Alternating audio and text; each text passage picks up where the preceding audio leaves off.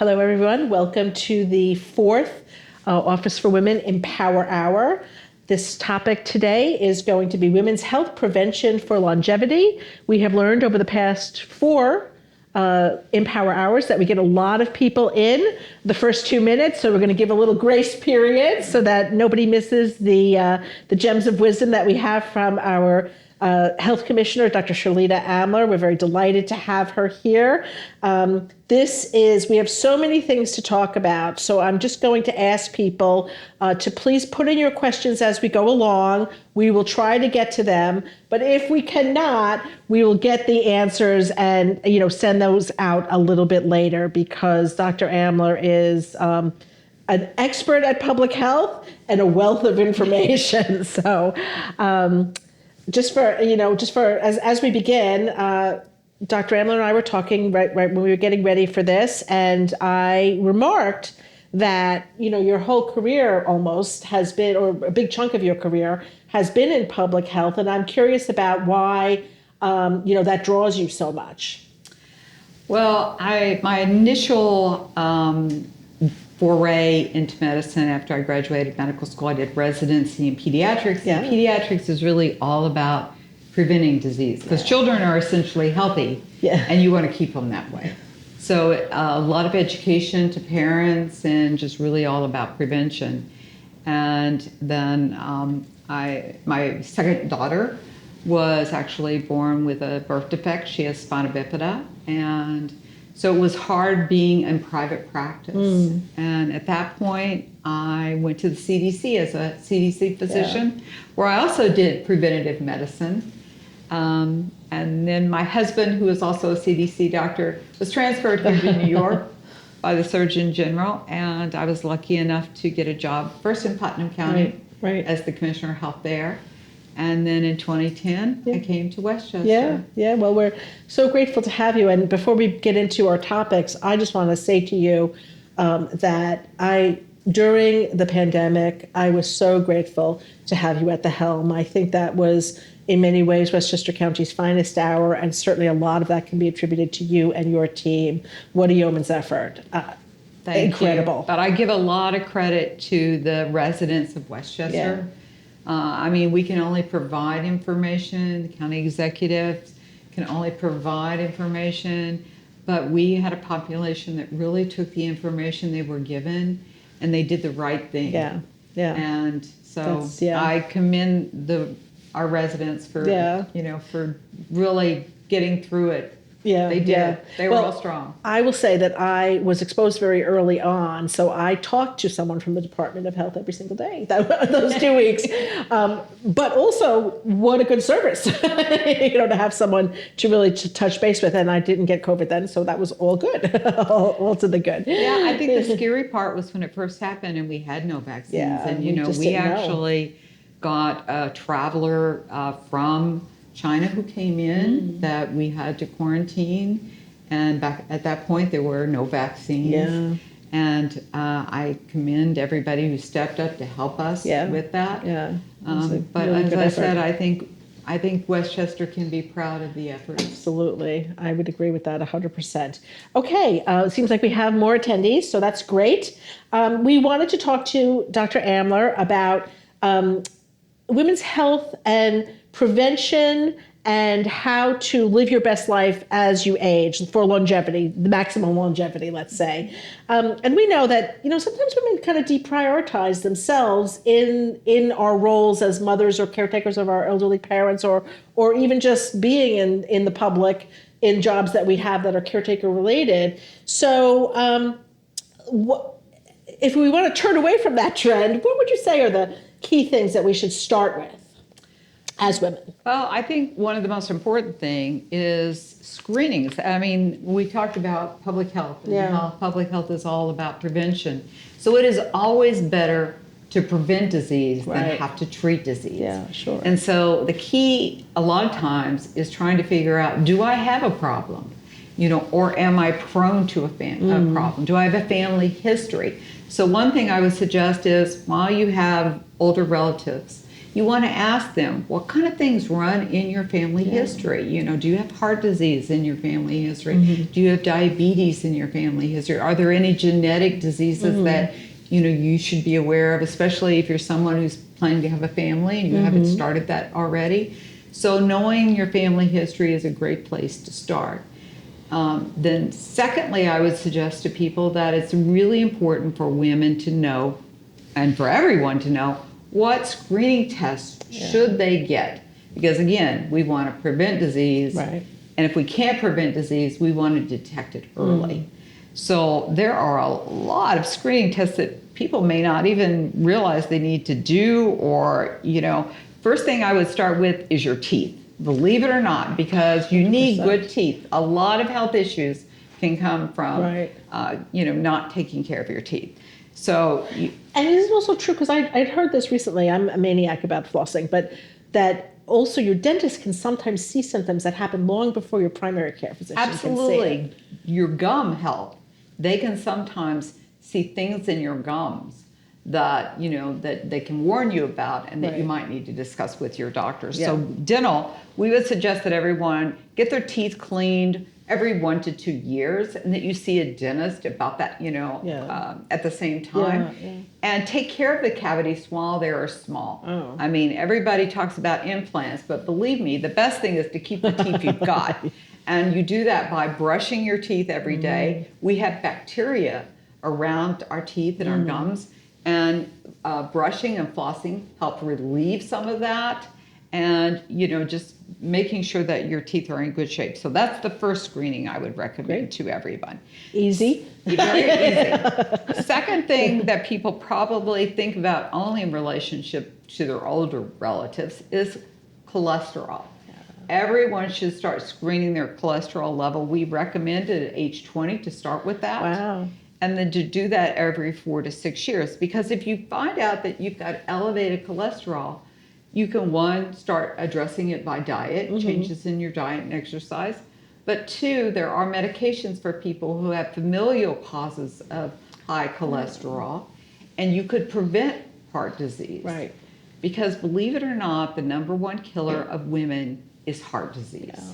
Yeah. And it's also very high for men. You know? So, well, we think of it as more of a men's issue, right? Yeah, you do. And a lot of times, unfortunately, in women, it's not recognized because the symptoms are slightly different. Yeah. So in men, you know, you think of the, you know, I've got arm pain, or I've got a terrible pain in my chest, and people are quick to recognize, oh, you may be having a heart attack, and go to the doctor, the hospital, the emergency room. But in women, it may represent as shortness of breath. They may have back pain or jaw pain. And it may totally go undiagnosed. And even when they go into the emergency room and they're in a heart attack, they're less likely to get a rapid diagnosis than a man, or to be taken seriously. So it is something that, you know, we really need, as women, we really need to be aware of, and we need to take care of our hearts. So cholesterol, screen for cholesterol, it's the very first thing that you can do to make sure you don't end up with that road. And address it if you have high cholesterol. The third thing would be get an annual pap smear. You know, we want to have somebody do a cervical smear of your, and start that at probably age 21. Physicians usually recommend a pap smear about every 3 years until you're 29, and then every 3 to 5 years until you're 65. And what are the things that catch early? Well, a dysplasia of the cervix, which could, detected early, can be addressed and prevent cervical cancer.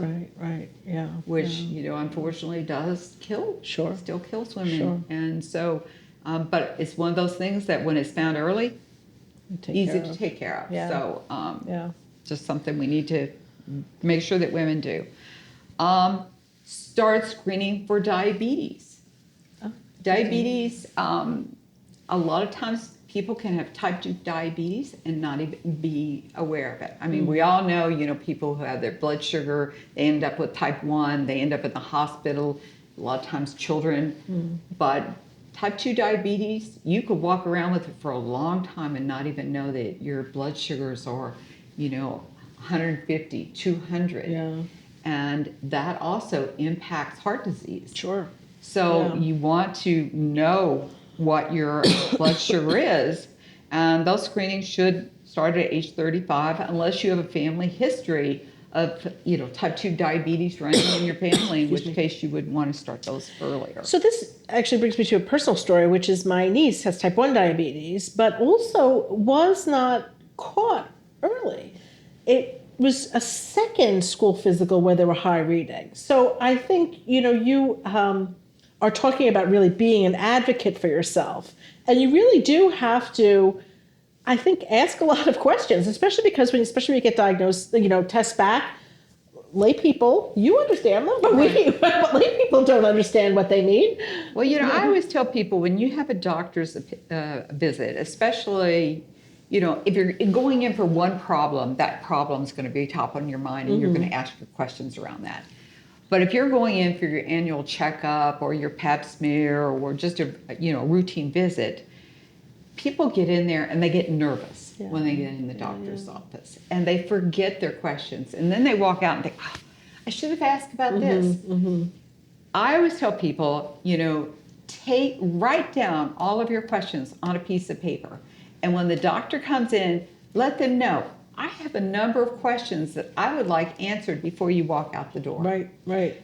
And for people, family members, if you have family members that are sick or older, write those questions, have those questions wrote out, and have someone there to write out what the doctor says around either, whatever questions you have.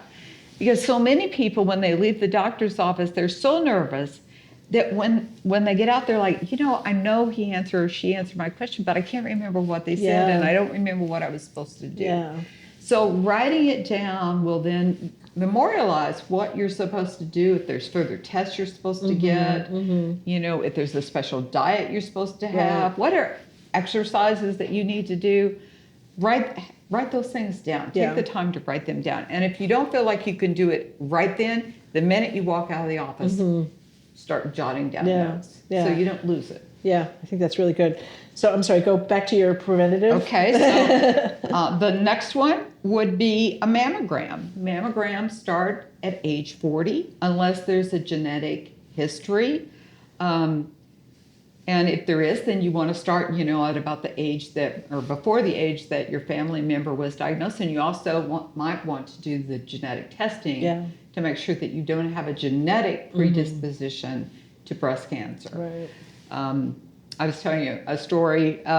My daughter, her best friend, works as a mammogram technician, and they got a new machine. And so they needed a volunteer to test the machine, and she was in her early 30s. And she said, I'll volunteer. So they were just doing a mammogram on her, and they found a breast cancer. And she was under 35. She would not have been somebody who would have been screened. Right. So it would have been many years, right? Would have been many years. She did have a family history. So that actually saved her life. So we would start recommending mammograms at 40. Like I said, if you have a family history, you need to talk to your doctor. And you may need to start that process a little bit earlier. So. The next one would be a colonoscopy.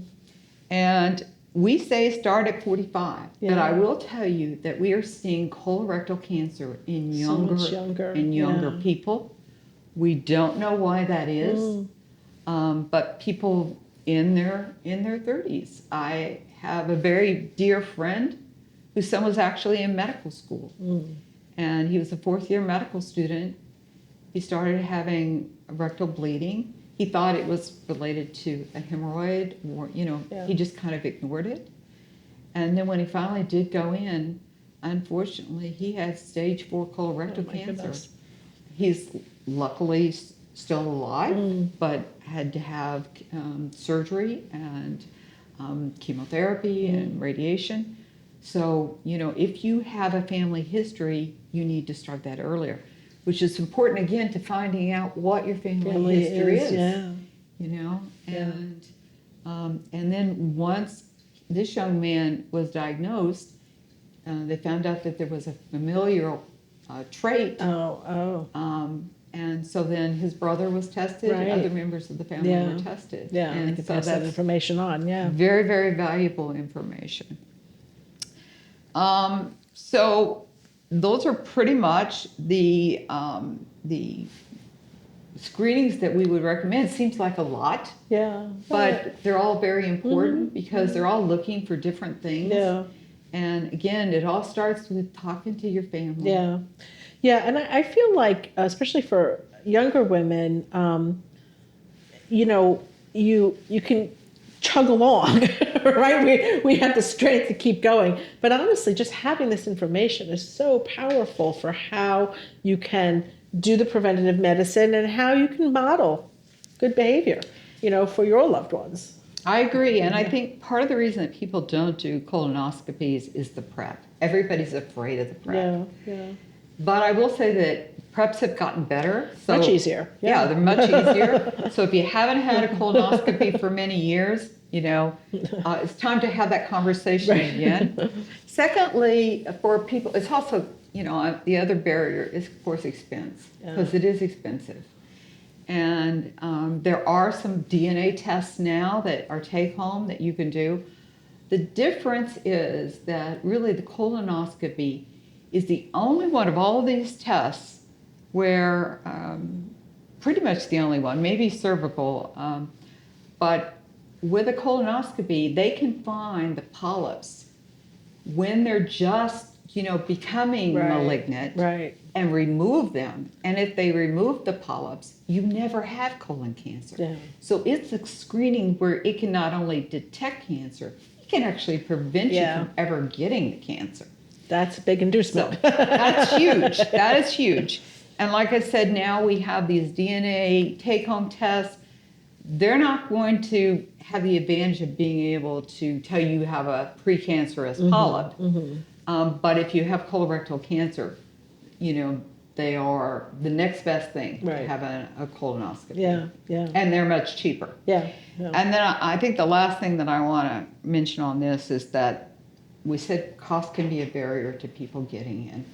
And there is help available for people who don't have health insurance or their health insurance, doesn't pay for it. And so for those individuals where getting these screenings would just be prohibitively expensive, they can reach out to the Cancer Services Program at 1-866-442-2262 and ask about getting assistance to get the necessary screening tests that they need done. Great, thank you. That's a resource that we'll send out again to remind people who maybe didn't write it down. Oh, and I did forget one last one. Okay. I'm sorry, I apologize for that. But the other one is one that people hardly ever think about, and that is skin. So if you're somebody who has a family history of skin cancer, melanoma, you want to get into your dermatologist once a year and let them take a look. I'm very fair. I tend to just burn when I go outside. And I was actually shaving my legs. And on the side of my foot, I noticed a mole that I thought, Mom, it's kind of two colors. And it wasn't very big, but it had an irregular border. So I went into my dermatologist and I said, I'm concerned about this mole. And he's like, well, what do you want me to do? I said, I want you to take it off and biopsy it. You are talking to a doctor, sir. So if that question comes up and you're worried, that's the answer. Take it off and biopsy it. So they did, and I actually had melanoma. And when we got the results back, my dermatologist looked at me and he said, you just saved your life. And so I had to go in and have a surgery where they actually do a very deep coring out to get all of the, all of the skin cancer. But people have them on the top of their heads. Another family story I'll tell you is that I had a niece who was pregnant. She delivered a baby. Her mother was a nurse, and her mother came to take care of her in the hospital. And she was brushing her hair, and she said, Amy, I see this funny looking mole on top of your head. I think you need to go in and get that checked when you get home. So when the baby was about, I think she was about a month old, she went into the dermatologist, and unfortunately she had melanoma, and the baby was not even a year old when she died. It was just devastating to our family. Yeah, I'm sure. So if you've got that kind of family history where you've got people in there, and make sure that somebody checks the areas of your skin that you can't. Top of your head, your back, areas that you can't see yourself, and then also, as I said, getting to see the dermatologist. Yeah, I won't mention names, but I had two colleagues who one was had a bald spot and one was taller than the bald spot, and the taller one looked down at the bald spot and said, something is not right, and it also was malignant. It was a malignant growth. So, yeah, it's really it's very, very, very significant. And I think I have medium skin, not fair skin like you, so I tanned a lot as a young person, and it was prior to my worrying about wrinkles and other kind of cosmetic things. So I wasn't so good about sunscreen as a young person, and I see it on my skin, and I really need mole patrol every year. I should actually start going twice a year. People only think about skin cancer when they're very fair like me, but actually people of color can get melanoma and can die of melanoma. So it doesn't really matter what your skin tone is. You still need to see a dermatologist and have skin checks done. Yeah, and I think it's, for some people, they don't worry about it because they're not fair, but everybody has to do it. Everybody has to do it. Yeah. So, what are some of the other risks that are particular to women, especially as we get older? How to keep ourselves, healthy and active? Bone screening? Yeah, absolutely. I mean, one of the things that we all need to take as women is calcium and vitamin D. Vitamin D actually helps us absorb the calcium that we take in. And you get calcium from the foods you eat. Like green leafy leaf. greens. Yeah, they're great for it. Yeah. But, as women, a lot of times, we're not the best eaters. We're always on diets, and so you can get these kind of things from cereal. Your breakfast cereal has a lot of vitamin D and and calcium in the milk that we use with cereal stuff. But a lot of women just avoid those foods because they're just afraid that they don't want the calories. So my doctor told me recently at my last physical last year that she sees a lot of women who have vitamin D deficiencies, and I had that, and I was kind of surprised because I always thought that, first of all, I always take a multivitamin, but also sun exposure, but I guess that's not sufficient. It's not enough. Yeah. So you really need vitamin D, we say about 600 international units a day. Calcium, you want to take, if you're under 50, about 1,000 milligrams, and if you're over 50, 1,200 milligrams. And like I said, the vitamin D helps the body absorb calcium. And I think the other thing, and this is more for younger women still of childbearing age, is folic acid. Yeah. And folic acid, the reason to take it, it can prevent neural tube defects. So very important. Again, women, before they get pregnant, a lot of times not the best diets in the world. We're not on vitamins frequently. Yeah. And unfortunately, the defect for spina bifida, which is a neural tube defect, that can occur if you don't have enough folic acid in your diet, occurs before you even know you're pregnant. So before you're even taking those prenatal vitamins. And it causes a birth defect called spina bifida, where the spine, the baby's born with the spine open. And can cause paralysis and hydrocephalus, very serious. Yeah. So for folic acid, is that something that women should be supplementing, or is that also ability to get a sufficient amount if you're conscious of your diet, like pregnancy. If you're planning on getting pregnant, you really want to be taking Yeah. a folic acid supplement. Yeah. Yeah, that's good advice. That's good advice. Let's talk about something I know is near and dear to your heart because of our 15-year acquaintance, and that is immunizations. Oh, yes. Again, it goes all back to it's better to prevent disease than to treat disease. And I think a great example of that, unfortunately, is what's going on in the country with measles. We had eradicated measles in this country. There were no cases of measles in this country. And after COVID, a lot of people just got vaccine overloaded. And they're just like, I really don't want to take vaccines. I don't want to give my kids vaccines. And so now there have been some huge outbreaks of measles across the country. And unfortunately, some children have died as a result of it. And it's sad when a child dies of something that's totally preventable. And I just can't imagine how that impacts the family when that happens. Yeah. And so we really want to remind people that, if you've never had a measles, mumps, or rubella vaccine, or if your children haven't, given what's going on in the country, you really do need to get an MMR and protect yourself, which would protect you from measles, mumps, and rubella. I would suggest hepatitis A and B. Hepatitis, unfortunately, can seriously damage the liver, can be fatal, and we can prevent these diseases from happening through vaccinations. Tetanus, diphtheria, pertussis, Tdap. Most young children get it. Yeah. Hopefully, if they're getting their school vaccines, they've got it so that if they step on a nail or cut themselves, they're not going to get tetanus.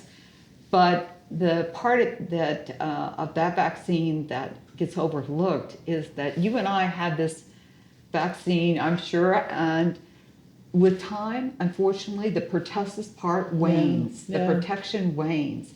And so probably when we had our children, our Tdap was up to date and we were good. Yeah. But as I'm a grandparent now, and in Lucky. fact, we're expecting baby girl number 7. Yay, and so exciting. Granddaughter number 7, no boys. We'll get a boy eventually, hopefully. But granddaughter baby number 7 will be here in a few weeks. And so you want to have a booster of your Tdap if you're going to be around young babies, because you don't want to give them pertussis. Yeah. I will tell you that when I was actively working as a pediatrician, probably one of the sickest kids I ever took care of was a little baby that had pertussis. And they just cough and cough and cough. They can't catch their breath. It's so distressing to the baby, to the mother. This young fellow came into my office and he ended up in the hospital for about a week. Yeah. He almost died. Yeah. And, from something that could have been prevented. Yeah. So for older individuals, if you're over 50, we would recommend that you get the zoster vaccines that prevent shingles. Shingles is very painful. Yeah. And totally preventable. Yeah. Over 65, the pneumococcal vaccine to prevent pneumococcal pneumonia. Yeah. Could I go back to the shingles vaccine? So both of my children got the chickenpox vaccine, but my younger daughter did get a very, very, very mild case of chickenpox.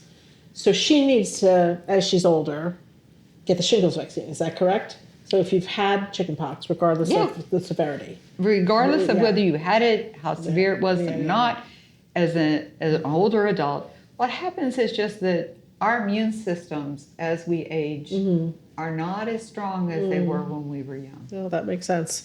And so things that, we can fight off that are in, because shingles actually, the virus actually goes in your body once you have it and it's just there. Yeah. From fever, blisters, same virus. And so, we don't have problems with it when our immune system is intact, but as we get older and our immune system isn't as intact, it can actually make an appearance.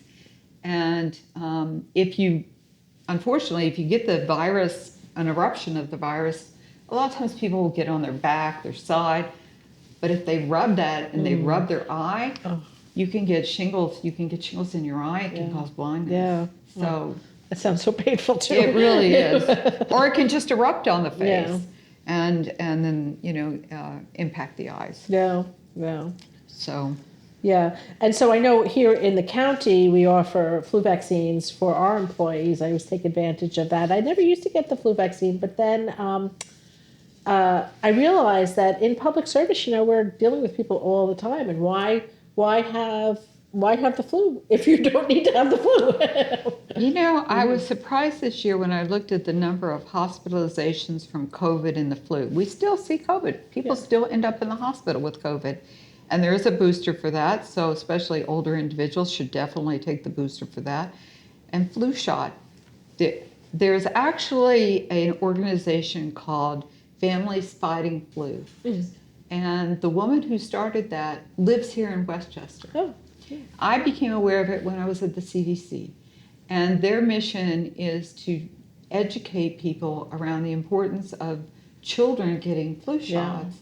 Because they lost a daughter to influenza, who was a healthy young girl and had no underlying health problems, and she unfortunately died from flu. Yeah. And that happens every year. Every year we have children who die from flu. They're perfectly healthy, athletes.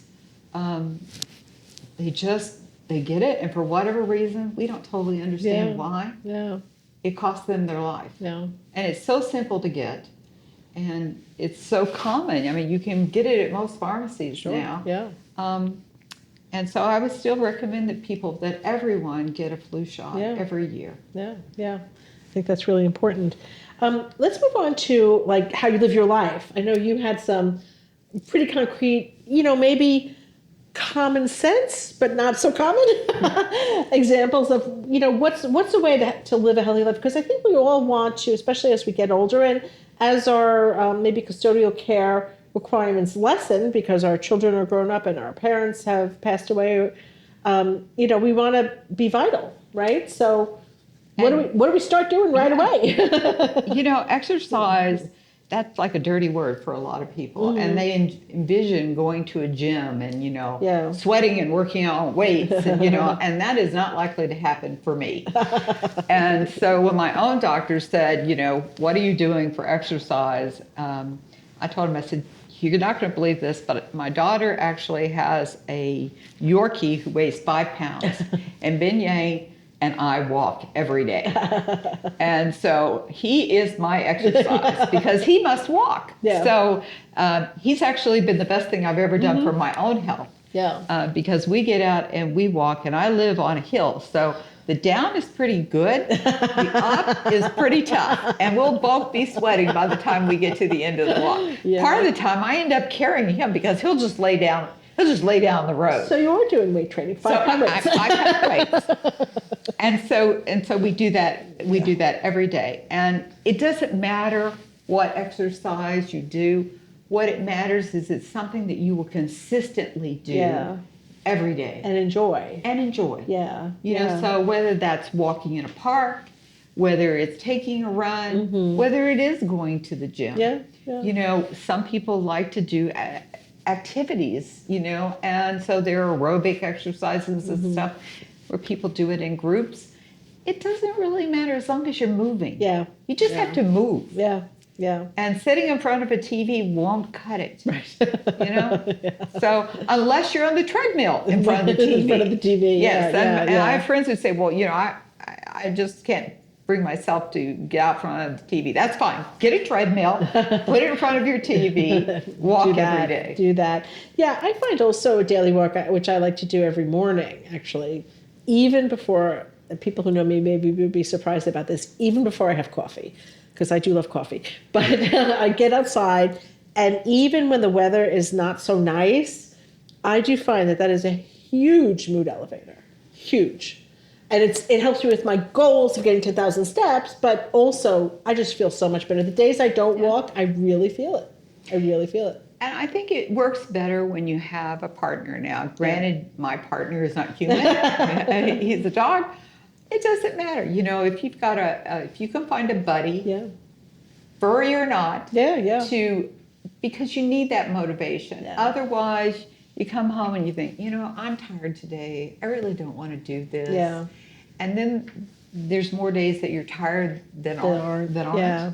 And so it has to be something that you will consistently do. Yeah. Swimming is also a great exercise. And certainly in the summer, I think people get a lot more exercise than they do in the winter. So it's important to find things that you will do. Right. So, Benny and I struggle when there's 2 feet of snow and Right. we can't get out. Especially that little dog. So it's hard sometimes to find something else. Yeah. And those are the days when you might have to break out the treadmill Yeah. and do it. Sure. But Yeah. consistency is really the key. Yeah, and I think you had mentioned in our preliminary conversation too about even just doing like videos on your computer or YouTube. Or I used to love during the pandemic when I couldn't go to my yoga class. I used to love doing yoga videos, and sometimes it'd be like 7 minutes, but still it made a difference in my mood and my Yeah, because the other thing that exercise does besides working your muscles, it improves our mental status. It just makes you happier. You get endorphins when you exercise. It improves your mood. And I think something that women suffer with as we age, our children move away from home, life starts to change, is depression. And, it's hard to fight that sometimes. So you have to find things that bring you joy in life, whether it's a hobby or it's, if you're not working, volunteering someplace, Right. something to get you out of the house, to get you out of the day-to-day, and do something good for you. Right.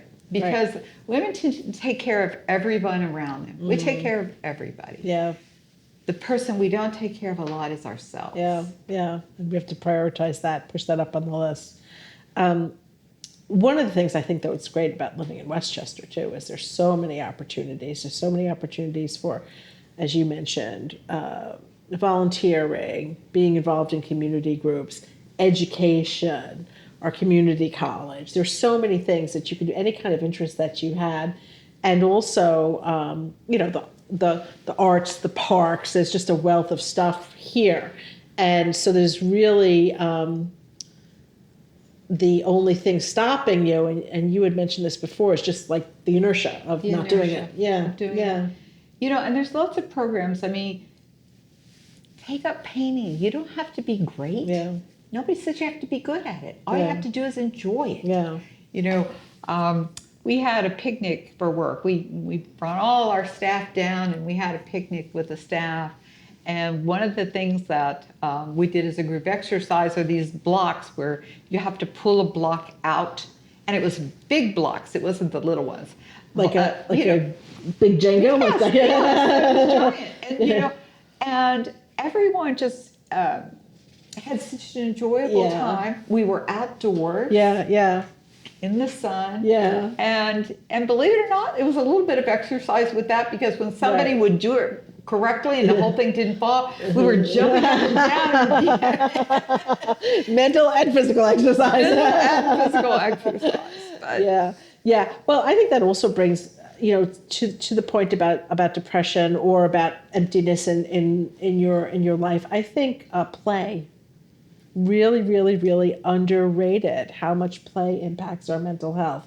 So like you said, enjoy anything you enjoy, creating anything that you enjoy doing, that you don't necessarily feel like you have to be meeting a goal or you have to be productive. You're just doing it to enjoy. And I would remind people that if they have elderly parents or family members, they need to get out. Yeah. Just sitting in front of the TV is not healthy. No. On so many levels. And we have wonderful senior citizen centers in Westchester. We do. With lots of activities and people to talk to and interact with. But somebody sometimes has to take them because they may not be driving. Right. And so it's a kindness. Yeah. To not just go visit your elderly relatives, but take them someplace. where they can interact with other people. Yeah. Because it keeps our minds sharp. Yeah. You know, if you're not using your brain, I say you lose your brain, you know? And so you constantly want to be engaging in something that's going to stimulate you. Being out in the world is really. We talked about foreign languages. Yeah. You know? You can learn them and learn them and learn them and still not speak them. So that's a forever project. It is, exactly. You can even do that, you know, with a computer or on your phone. So. You know what I also find is a very enjoyable thing for people to do that you don't have to do well, but you can just do, is singing. I sing in my car all the time, and I find that it really relieves my stress. I could go into my car getting ready to go to work, thinking about my day, thinking about the to-do list, and then I'll sing along to some silly song. I have some particular favorites. And I think it's because it's kind of physical. You know, like you're, you know, sometimes I move my hands around while I'm singing, not when I'm driving, but, you know. You say that reminds me of when my daughter was quite young, and when we were in the car together, I would sing to her. Yeah. And she would go, shh, Mom, shh. So when you've been shushed by a 2-year-old, you know you really can't sing. So I may love it, but it doesn't love me. Well, sometimes you're in the car by yourself, Dr. Amler. Just sing then. Sing out. We can't, you know, I'm grateful for the talents I have. Yeah, but you don't have to be perfect in everything. I also feel like, and you know, maybe this is, you know, telling on myself a little bit, but I also feel like for women, we're always trying to achieve things and be good at things. But you don't always have to be good at everything. You could just enjoy things. You can learn French and Spanish your whole entire life. Like I was saying, is my situation, and yet I still only speak the tiniest little bit of, you know, Spanglish. But I think we're really, really hard on ourselves, and we always want to be perfect in everything that we do because we feel like we set an example for everyone. And we're responsible for we're responsible for everyone. But the reality is, you're right. Yeah. You don't have to be perfect at everything. Yeah. And I think it's just the effort. Put the effort into something. Yeah. Instead of sitting and watching TV, which is really... Yeah. You know. I mean, you don't even feel good doing it. Like you could, you know, unless it's a show that you're really into and you want to watch that episode. Yeah, yeah. A little bit is fun. Yeah. But sitting in front of the TV is like the most boring thing ever. I find all things in moderation. Yeah, yeah. You know, I mean, whatever you're doing, you know, you want to have a variety of what your activities are, and so figure out things you enjoy, and then go forth and experiment. Yeah, yeah. I wanted to talk about one other topic before we answer some questions. So if you do have a question here, that's a very interesting one. But one thing that I have always struggled with is getting enough sleep. Yeah, sleep is a problem. And we were talking about that earlier. Yeah. I think, first of all, you want to make sure that you have a comfortable mattress. A lot of times people buy a mattress, they never replace it. So, you know, that may be some place to start, checking out your mattress. Secondly, you want to make sure that, you know, it's the right temperature in the room, because if it's too hot or too cold, you're not going to sleep well. Diminish the light if that's possible. Try not to take too many naps during the day, because then you won't sleep well at night. Right. One nap, you know, if you're tired is fine. Yeah. But if you sleep all day, you're not going to sleep all night. Well, the problem that I have with napping, I really envy people who could do like a 15-minute nap or a 20-minute nap. It takes me so long to get into the nap, and then I sleep 2 hours, and then I'm completely knocked off. So I think with naps, you have to have a protocol, right? That's true. That's true. And I just thought of a topic that I think we probably should talk on for just one second, and that is smoking. We didn't mention cigarette smoking and vaping. And alcohol. And alcohol. Yeah. And I will tell you that smoking is one of the worst things that you can do for your health. There's nothing that you can put in your lungs except air that is good for you. Yeah. And I hear people now telling their colleagues, oh, well, you know, I quit smoking and I'm vaping because that's healthier. Actually, that is not correct. The vape products contain thousands of chemicals, many of which we don't even know what the interactions of those various chemicals do to your lungs. Yeah. And with cigarettes, you know, some people smoke 30, 40 years before they get lung cancer. Sometimes with vaping, you can wipe your lungs out in a year, too. You know, popcorn lung is a terrible thing to have happen. Yeah. So vaping and smoking are the two things that I would say anyone who wants to be healthy should not do. Yeah. And should just avoid. Yeah. And parents should be aware if their children are vaping. There are camouflage vape devices that look like pens or, you know, USB drives. Right. And so you need to have those conversations with your children young and often. Right. That's, you know, that your peers may do things and they may encourage you to do things. But if they're going to hurt you, it's not worth it. Yeah. And so you need to stand strong. Yeah.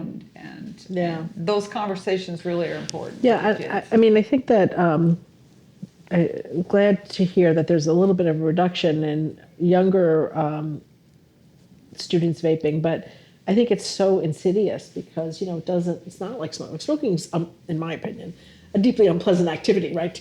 Taking that smoke into your lungs, but vaping is easy, right? Vaping is very easy and people can really overdo it. I used to go into classes and teach students, you know, there's thousands of chemicals in a cigarette and formaldehyde is one of them. And formaldehyde is a carcinogen, it causes cancer, you know, and they would say to me, well, why is it legal? Well, it was legal because we didn't know all the damage that could occur. Right. But now we have vape products. Vape products also contain formaldehyde. Right. And again, many of these drugs can easily cause cancer. We just we haven't got 40 years of experience with vaping like we do with tobacco. Yeah. So we really don't even know what the long-term complications are. We know that short-term, some people will have very serious complications with vaping. But I can't tell you what the long-term complications are going to be yet because we don't know. Yeah, very serious, very serious. Touch a little bit about alcohol because I know you wanted to. Yep, so alcohol, I mean, an occasional drink, social drink, not going to kill you. But certainly, you know, excessive alcohol use can cause liver damage. More importantly, people tend to drink and drive. Yeah. And may not know their limits. Yeah. And people die every year. For sure. You know, who are just in a car. Yeah. Not, you know, not doing anything that should end their life. Yeah. And somebody else has unfortunately got behind a wheel who shouldn't be. Yeah. So my cousin was killed by a drunk driver. Yeah. She was 24. So sorry. Yeah. That's terrible. Yeah. So, you know, I'd say if you're going to drink, please don't get behind a wheel. And again, try to limit your alcohol intake. It's really not good for long-term health. Yeah. And I feel like the studies have, it used to be like there was a moderate amount that was okay to drink, but studies have really winnowed that down. And I guess also as you age, maybe alcohol impacts you more? Yes, it definitely does. And so, I don't know. I think if people are happy in their life, they tend to drink less. Interesting, yeah. And so it all goes back to mental health. Yeah. You know, I mean, other than, you know, we all drink socially. I won't say we all. A lot of people drink socially. You know, when they're with a friend, they may have 1 or 2 glasses of wine or champagne or whatever they're drinking. But it's really when you're drinking by yourself and you're drinking to excess that you should know that you have an issue. Yeah. Please get help. Vicious cycle too, right? Because alcohol is actually a depressant. So it doesn't really help. It doesn't really make you feel better. You may think it does, but it doesn't in the short term, but not in the long term. Exactly. Right? Exactly. So we have at least 3 really interesting questions here. So let's try to get to them. First question. Thank you to the listener who put this in. Do you suggest adding a gerontologist as we age who will know how to perform a cognitive test as part of the annual physical? Are blood tests available to test for the possibility of Alzheimer's? And where can we go to get a brain health cognition test in Westchester? Well, these are a little bit out of my area of okay. expertise. But I will say that I think a gerontologist is good. I was just speaking to some people in, I think it was Dutchess County, who were doing cognitive testing. So I know that there is cognitive testing available in the Hudson Valley. Usually they want a physician referral. Right. So it is a good idea if you feel like if you or a family member is having some issues with your memory to go in and the tests are not difficult. You know, they ask you, they'll tell you a list of names and of objects and things, and then ask you later to recall them. And then there's other tests that they do. So none of it's painful, you know, or difficult. You know, it shouldn't be too difficult, but it is it's a mirror looking into what's kind of going on with the person's thinking. It's a way to see what's going on with their thought processes and their ability to lay down information into the brain and retrieve it. Yeah. And all the other things that we've talked about, I know nutrition and sleep, all of that really impacts that. Drugs, alcohol, smoking, all of it impacts your cognitive abilities. Yeah, And so just, build that good platform. Yeah, exactly. Take good care of your brain, and it will take better care of you. But you know, there are again some familial things that can occur, and so if you have concerns, sometimes a neurologist is a good place to start. Okay. Just making an appointment with a neurologist, or your family doctor. You can start with your family doctor. If you don't feel comfortable with that, some people don't feel comfortable going into a family doctor and say, listen, I think my mind is not working as well as it should be. Or even talking to their family about it. They're afraid by saying it will make it true. Which is, kind of silly, but sometimes we... Well, my mother had cognitive decline her last 8 months, and my mother was sort of funny, mean, whip smart Brooklyn girl. She did not care for it. But she was like that too. She was always trying to hide. She would tell us, her adult children, but she was always trying to hide it from other people. And we were like, this is not really helping. So, either your family doctor or a neurologist can, do the initial evaluation and see if other tests. And now there are medications. For Alzheimer's. And that are kind of promising, right? And they can slow it down. And so it's something to, to address. I mean, I think as we live longer, this is going to become a bigger issue. So I'm hoping that there's some real research and thought being given to this. So question number 2, what is your position on GLP-1s for morbidly obese women who are not successful losing weight with diet, exercise alone, but or who are otherwise in good health, i.e. no other health conditions? I think they have a real place in Trump, because I'm somebody who's suffered from weight issues my whole life, so I can be very sympathetic on this. And I actually have a family member who could not lose weight any other way and tried the GLP-1s and has done miraculously well, and now is able to exercise and able to do things and feels better about herself. So she will actually get out and do things and exercise. And I would say not only has it reduced her weight, it has improved her mental outlook on life tremendously. And so I think they have a place. And I would encourage this conversation to occur between the person and their doctor and also their family, because you need encouragement. When you have a weight problem, you need the people who love and care about you to be in your corner and to be cheerleaders for what you're trying to do. And, so when you start to lose weight, because it's hard work, even no matter what you're doing, it's hard work. And you need people saying, you look fabulous.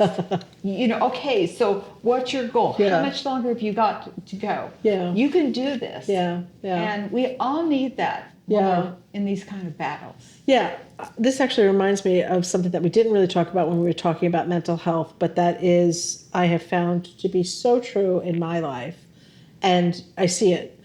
I feel like one of the ways to be happier yourself is to help and encourage other people. Yes. And it's the dirty secret of volunteering. Maybe it's not so secret that when you volunteer, even when you are doing good, you are also receiving so much. And I think just being, this sounds so simplistic, but just being like kind to each other and encouraging to each other not only helps the people you're encouraging, but also helps you. Yourself too. Yeah. Yeah, it does. And I do think that, you know, when you have a health issue, whether it is being overweight or you have some other serious health issue, having family to support you goes a long way in battling whatever you're dealing with successfully. Yeah.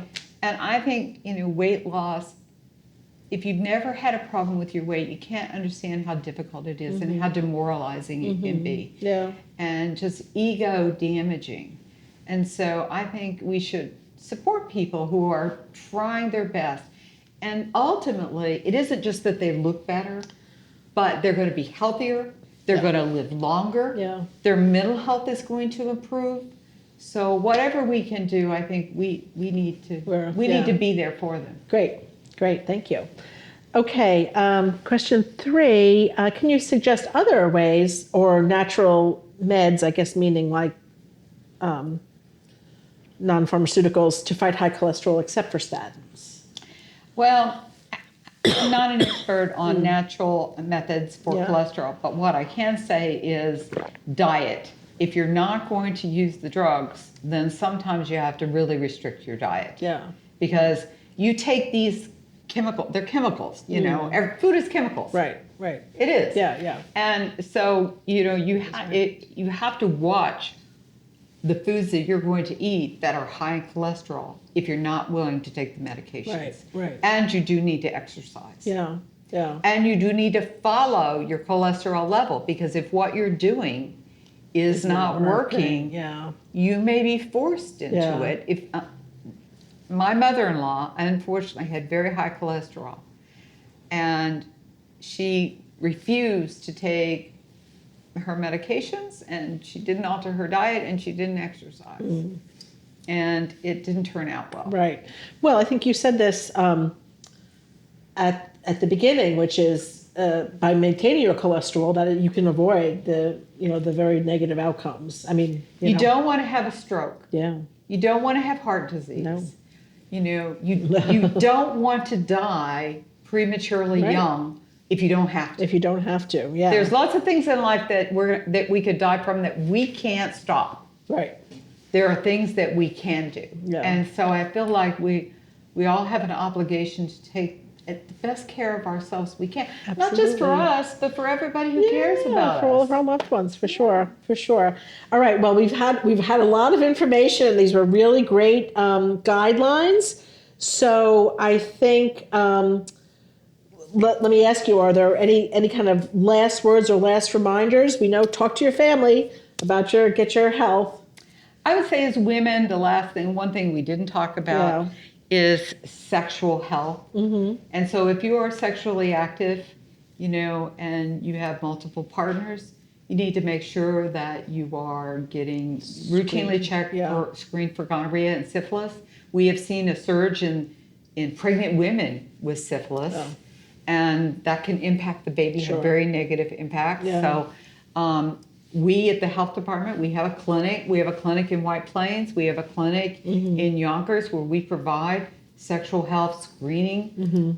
We also provide medications for people who are interested in preventing HIV. Yeah. And so, you know, there's not a reason not to get it.